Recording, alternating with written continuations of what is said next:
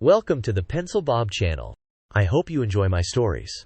Please like and subscribe, and hit that notification icon so you never miss out. Now on with the stories. I don't have bugs, obviously, someone on the board does, yet here we are with all homes in the HOA mandated to undergo fumigation. I'm not even sure when the vote happened or if there was one. The whole situation feels like it was sprung on us out of nowhere. The fumigator left notes on everyone's doors with the date of the fumigation but provided no contact information or rules. It was a few days before the HOA finally emailed us the full notice and contract. Renters in the community didn't even get this email. They had to wait for the actual mail, which arrived days later. It's like they're deliberately keeping people in the dark. We have to vacate our homes for 3 days, but I had to book 4 days at a hotel, because there's no telling what time we'll be allowed back on day 3. Of course, no relocation costs are covered. The contractor, who has poor Google reviews, made it clear he is not liable for roof damage, dead bushes, or changes in the schedule due to weather. It's all on us. Everything has to be evacuated: plants, food, medicine, pets, and people. We had to hand over our house keys to the fumigator on Sunday morning between 8 and 12, or else face a fine. No part of the memo offered any money back or even acknowledged that this is an inconvenience. They just expect us to comply without question. Imagine if you were elderly, disabled, or sick, or had family members who were. What if you were hosting family members or friends, or were on vacation or working in another city? What if you had no one to watch your plants or pets? What if you didn't have extra money for 3 nights at a hotel? What if you work from home with non-portable equipment or resources? The list of potential issues is endless. I started to think about my options. My insurance likely has a loss of use coverage, so I decided to file a claim. I figured they'd be interested to know that the contractor being provided has poor reviews and has a clause that no damages to roofs will be covered. If there's a chance my roof could be harmed, my insurance needs to know. I contacted my insurance provider and explained the situation. They were sympathetic and advised me to read my CC&Rs carefully and be prepared to speak to a lawyer. It's troubling that the HOA is demanding we use this vendor and not allowing us to shop for our own. There might be more to this than meets the eye. It sounds like there's a massive infestation somewhere, and we're either joined or very close to the affected homes. If I don't have bugs now and my neighbor does and fumigates, I'll have bugs by the end of the day. They move. Unfortunately, the only way to deal with an infestation is to fumigate the entire area they can cover in the time it takes the toxins to work. It's probably termites, but it's still absolute bullshit that they're making it mandatory and not even fully explaining what is being done and why. I live in a detached house, so how can they force this on me?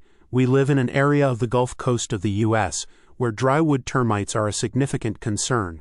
If that's the case, this isn't a matter of someone's cockroach annoyance. It's a matter of structural integrity, just like a failing roof.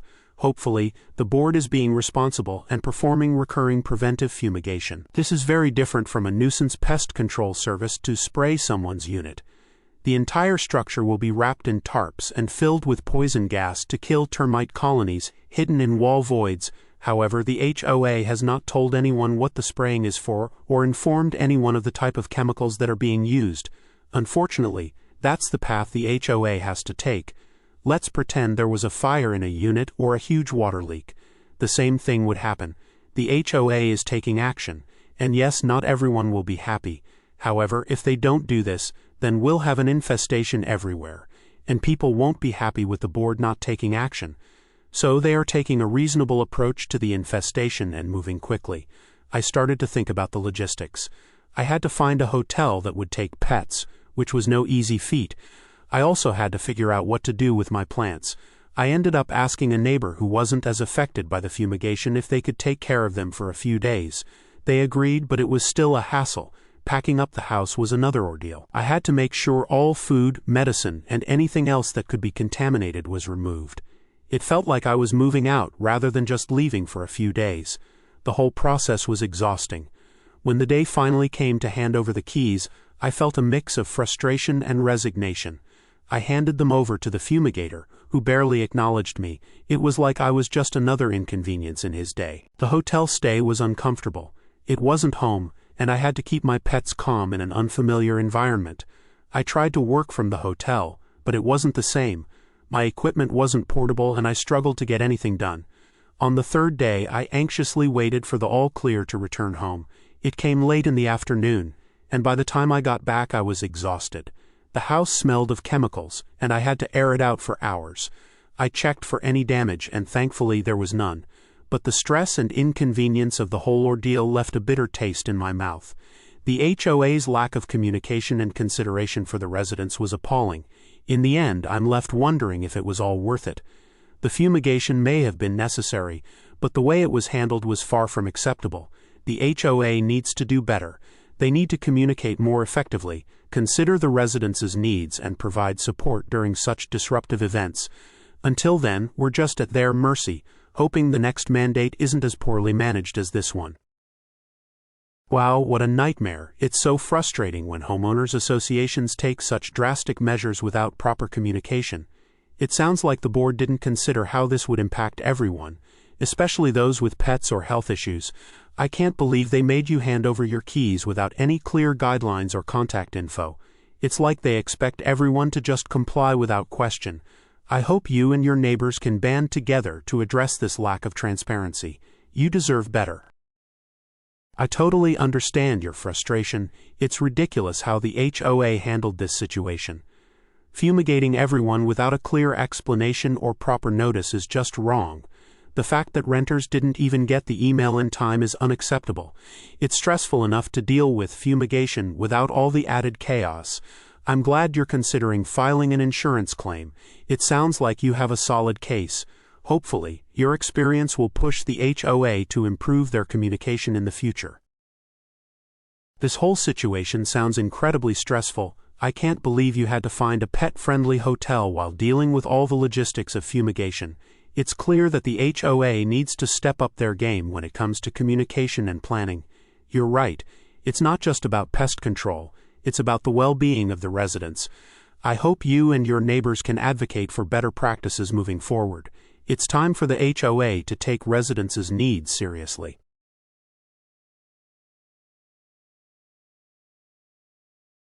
It's hard to believe that a simple morning could turn into a chaotic nightmare, but here I am facing the aftermath of a catastrophic water disaster in my condo.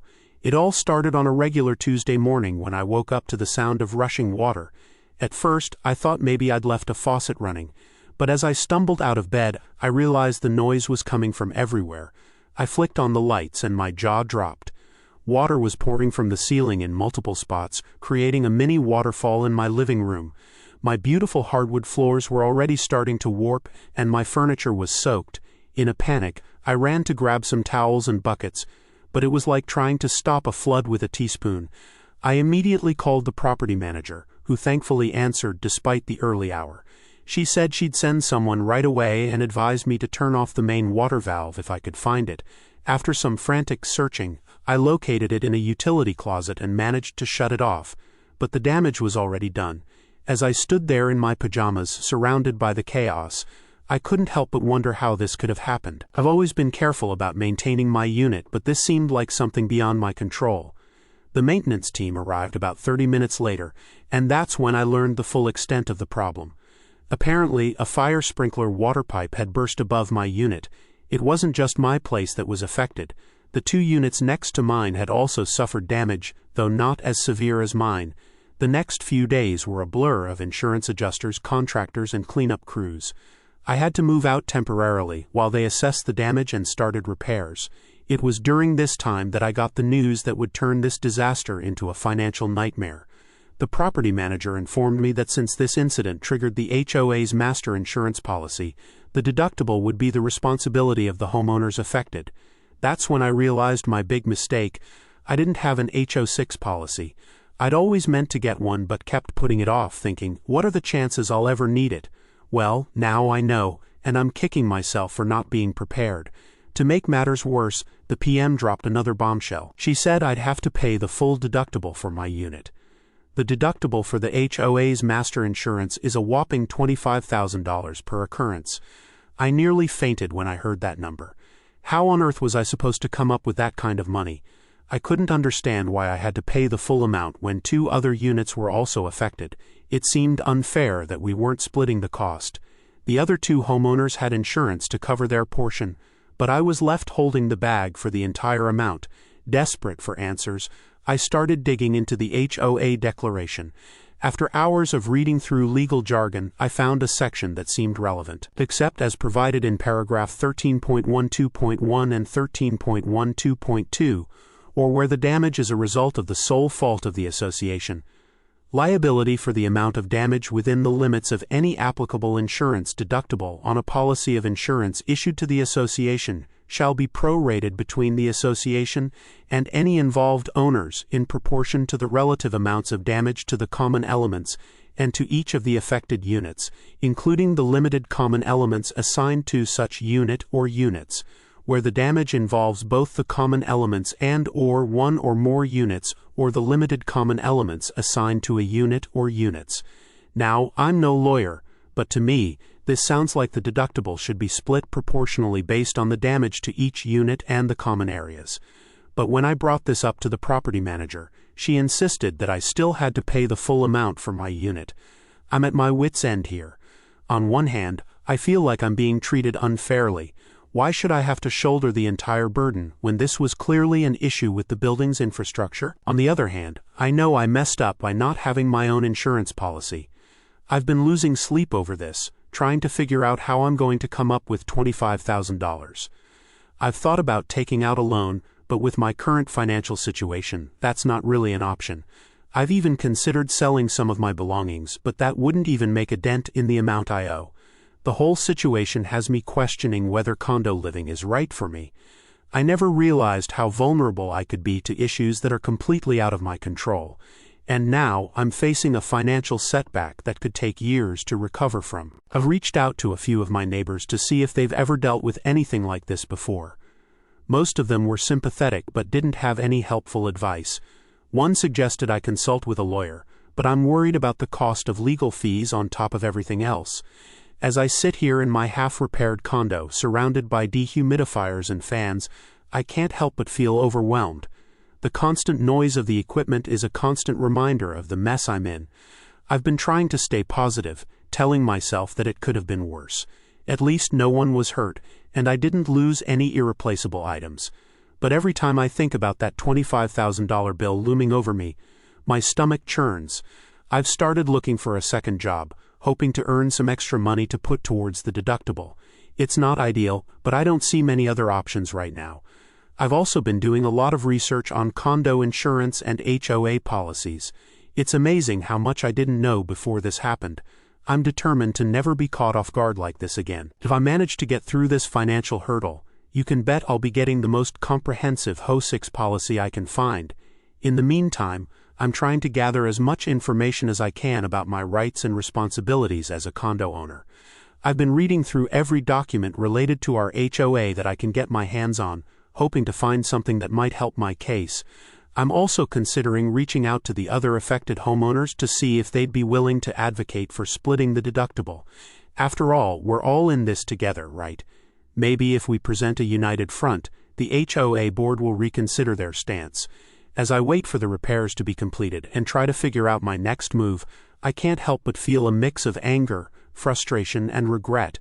Anger at the situation and what seems like an unfair policy, frustration with myself for not being better prepared, and regret for all the times I thought about getting insurance but never followed through. If there's one thing I've learned from this whole ordeal, it's that you can never be too prepared when it comes to protecting your home and your finances. I just wish I hadn't had to learn this lesson the hard way. So here I am, still trying to navigate this mess, hoping for a miracle or at least a fair resolution. If anyone out there has been through something similar or has any advice, I'm all ears. Because right now I feel like I'm drowning, not in water this time but in debt and uncertainty. Typically, the HOA pays for the damage to the common elements. You pay for damage to your unit. So, you are probably getting the bill for the damage to the common elements net of the insurance proceeds, but not for damage to your unit. Your insurance would then go after the HOA insurance, but since you don't have insurance, you would have to do it yourself. It sounds like the others have a loss assessment rider in their H06 that covers the special assessment, or some part of it. You don't, so you pay full bill. What isn't clear is whether or not the HOA is covering damage to your unit or just the common elements. While this sounds like such a headache, I didn't realize how complicated HOA insurance could be until now. It's really frustrating to think that you're facing this situation all on your own, especially since you don't have insurance to help cover the costs. It's a real bummer that the burden falls entirely on you. From what I understand, having a loss assessment rider in an H06 policy could really save a lot of trouble in situations like this. It seems like a smart move for anyone living in an HOA community, especially since these kinds of issues can pop up unexpectedly.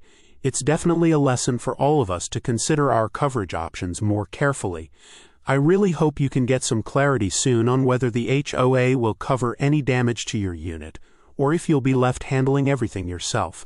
It's important to know your rights and what the HOA's responsibilities are in these cases. If you haven't already, maybe it would be worth reaching out to other homeowners or even a legal advisor to see what your options are. Good luck navigating this. You deserve some peace of mind in what sounds like a really stressful situation. This is a tough situation. From what I understand, the HOA should cover the common elements, but it seems like you're stuck with the bill for your unit's damage since you don't have insurance. I guess the other residents are in a better spot with their loss assessment riders. It's definitely a lesson learned for anyone who doesn't have insurance yet. I hope you can sort this out without too much hassle. Hang in there.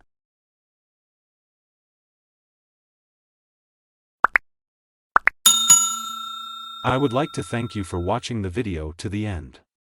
To encourage us to make more videos, please like, subscribe, comment, as well as share. Check out this other video if you haven't already.